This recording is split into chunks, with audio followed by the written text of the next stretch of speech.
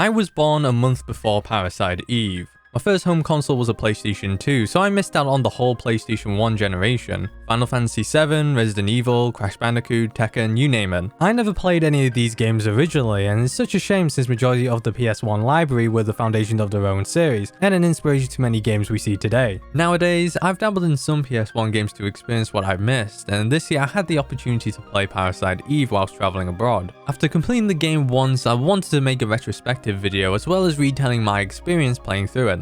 So let's begin by talking a bit about the game's background. On September 9th, 1998, Square Enix, or at the time Square/Squaresoft, released a PlayStation game called Parasite Eve. This game led to two sequels being made, Parasite Eve 2 and The Third Birthday. From what I've seen, the general consensus is that the sequels were disappointing, especially The Third Birthday. That game put the final nail in the coffin for the series. But we're focusing on the first Parasite Eve, which had some big names working on this game. Takashi Tokida as the director, Hironobu Sakaguchi as the producer, Tetsuya Noroma as the lead artist, and Yoko Shimomura as the composer. The thing about Parasite Eve is that it's a survival horror RPG, a big difference in theme when compared to Square's previous titles like Chrono Trigger, Live Alive, and of course, the Final Fantasy series. The reason why is because this game is a sequel to a sci-fi horror novel called Parasite Eve, written by Hideaki Senna. He's a professional pharmacologist and this was his debut novel. The scientific descriptions and concepts in the novel led to its success. It even got adapted into a manga and film. However, Senna wasn't involved with the story of the game at all. It was the director, Tokida, who wrote the story since it was only a collaboration between Square and Senna's publisher. He would later find out what the game's story was about when it was being sold. From this 2001 interview I found, Senna considers the manga to be the most faithful to the novel and the first Parasite Eve game as the sequel. Even though none of his characters makes an appearance,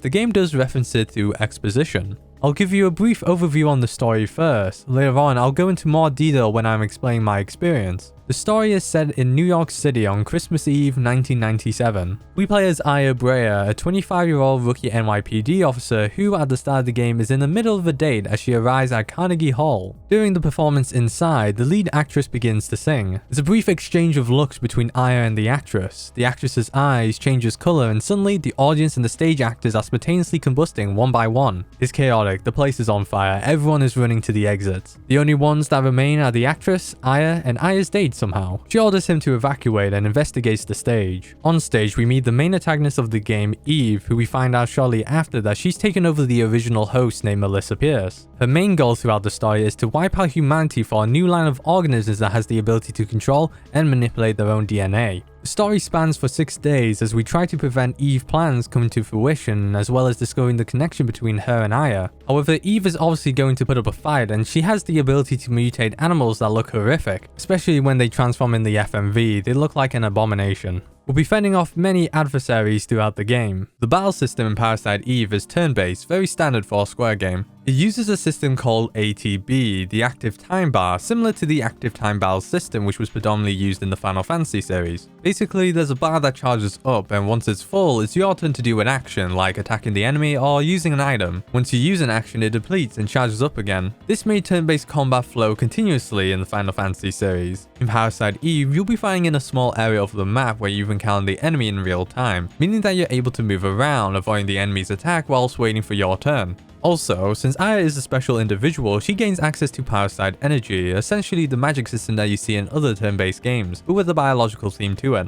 Each ability has its own amount to cast. The stronger it is, the higher the cost. We only have one ability at the moment called Heal 1, and later on as you level up, you'll gain new abilities. The leveling system will give an increase of your stats according to your level. For example, if you're level 14, every stat will be 14 except your active time, which takes a few more levels to increase. There are also bonus points that you can acquire every time you level up. These can be used to increase your item capacity and ATB rate. Alternatively, you can use these points to add stats to your equipment like your weapons and armor. On day 2, you'll gain access to the weapons department where you can store your items and equipment as well as making modifications. There are 7 types of weapons in the game: clubs, pistols, machine guns, rifles, shotguns, grenade launchers, and rocket launchers. Each weapon type affects your ATB rate, and they come in different stats like how much damage it has, how many bullets it can hold, and how long its range is. Additionally, weapons may have special effects that changes the weapon's attribute. For example, there's a tranquilizer effect that has a chance of putting the enemy to sleep, and there's a quick draw effect that when entering battle your ATB is full. However, in the early game you'll get weapons with 1 or 2 slots, and you won't be seeing any of the busted effects yet.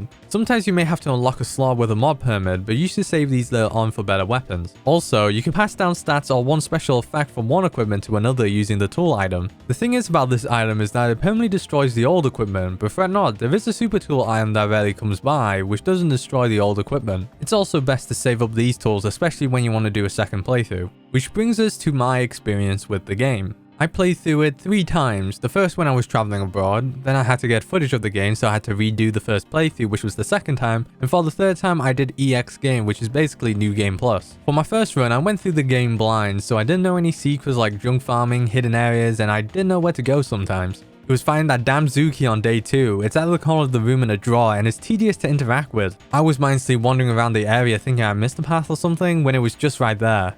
At this point of the video, I'm going to explain the story in a very concise way. I've written this section many times now. I was planning to go through each day, but that was going to take a while. Obviously, spoilers here, but it's been 25 years now. Also, be sure to like, subscribe, and comment down your experience with Parasite Eve. I would love to hear it.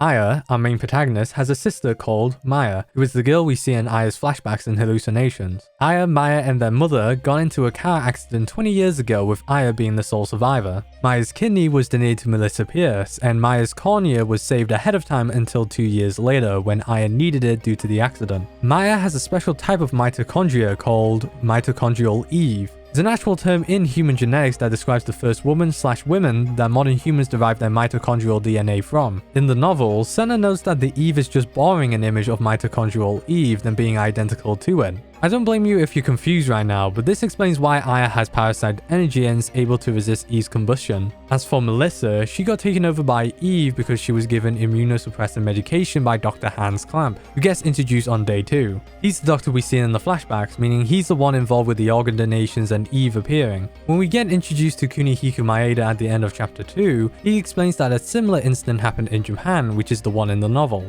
Eve's main goal is to birth the ultimate being, and to do that she needs to retrieve someone's semen and use that to inseminate herself. In the novel, the retrieval and insemination were done non-consensually. That's how dark it gets. The person fit to birth the ultimate being was a patient who had a kidney transplant with Eve's mitochondria, just like the game. On day 4, Eve broke through a sperm bank at the hospital, and on day 5, she hid away at the local museum because she successfully got pregnant and now waiting for the birth of the ultimate being. At the end of day 5, you find Eve and kill her, but it was too little too late as the ultimate being was being born soon after her death. Day 6 arrives with Aya fighting against the ultimate being. It has 4 phases going through a life cycle. It's a pretty hard boss fight. If you die at any point, you have to do the whole fight again from the first phase. What's worse is that after you defeat all 4 phases, there's one last segment where you get chased by the ultimate being. And if you get caught because there are dead ends, even though you defeated it, there's no checkpoint, so it's back to the first phase of the boss. If you successfully outrun the ultimate being, they get obliterated after Aya self-destructs the cruiser ship she's on. The game ends with Aya and her allies arriving at Carnegie Hall, like in the beginning. The concert plays out and Aya seems to be communicating with the entire audience's mitochondria. Everyone's eyes glow pink, then it goes to the credits, leaving the ending ambiguous. As Aya turned into Eve, was everything all for naught? Well, the game doesn't end just there. There's another ending you can get when you go through a second playthrough called EX Game.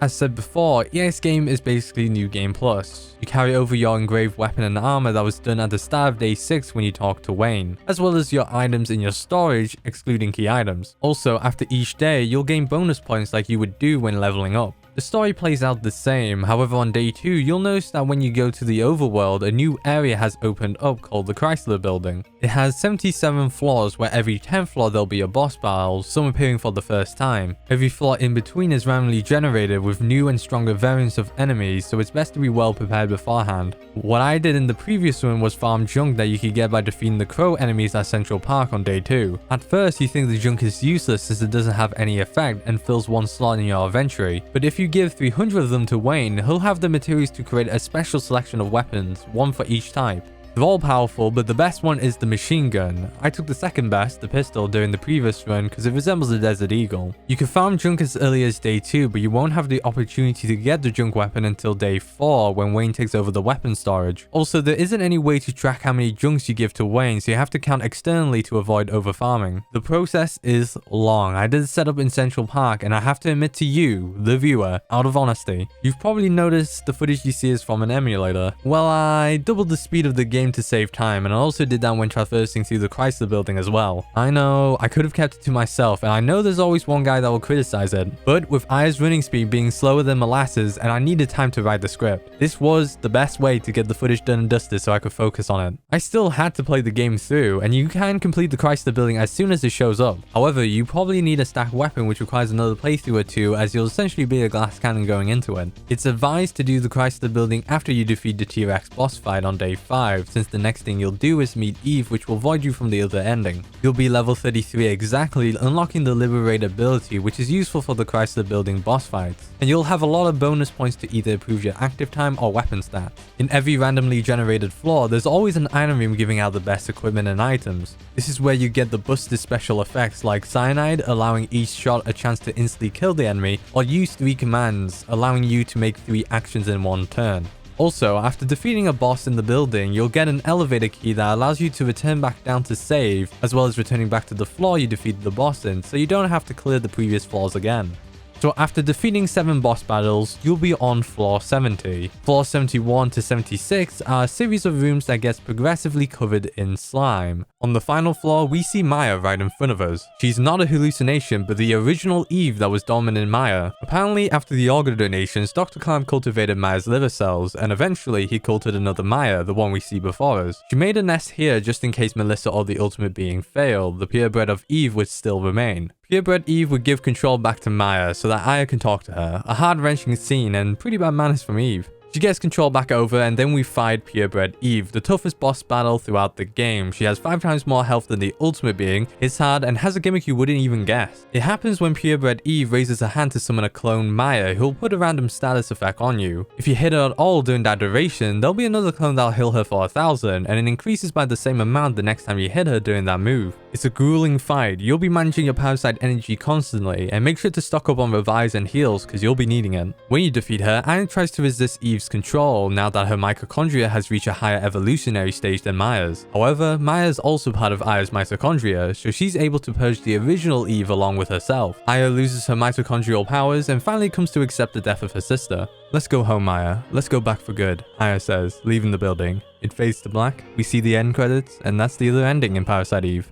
So there's a lot of theories on which ending is canon. Since Aya has her mitochondrial powers in Parasite Eve 2 and the third birthday, that would mean that the first ending we got is canon. Even though it does look like Eve has somewhat taken over Aya, and she even mentioned in the very first battle, the more you use that power, the more you'll become like me. However, there is a theory that Aya is controlling the audience's mitochondria to protect them, which is an interesting interpretation. Overall, I enjoyed my time playing Parasite Eve. It brought something new to the table that still holds up today in my opinion. And correct me if I'm wrong, I don't think there was a game before Parasite Eve that had this style of combat. The closest I would say is Vagrant Story, but that game came out in 2000. In this article I found, Takeda calls Parasite Eve a cinematic RPG, and they're not wrong. Even though there's only 20 minutes of FMVs, each scene adds to the atmosphere, and as I mentioned before, when you see the animals mutate, it's gruesome, definitely ahead of its time. It would be nice to see Aya in a 4th installment or even a remake, but I guess I gotta find out what truly went wrong by playing the sequels. And that's it for this video. I hope you enjoyed it. I'm trying to branch out my content. Of course, I'll be doing the everything you need to know videos in the upcoming months. Also, the next big video I'll be working on will be released in December. So if you want to support this channel, make sure to like, subscribe, and check out the channel for more. And as always, I'll see you next time and catch you guys later. Take care.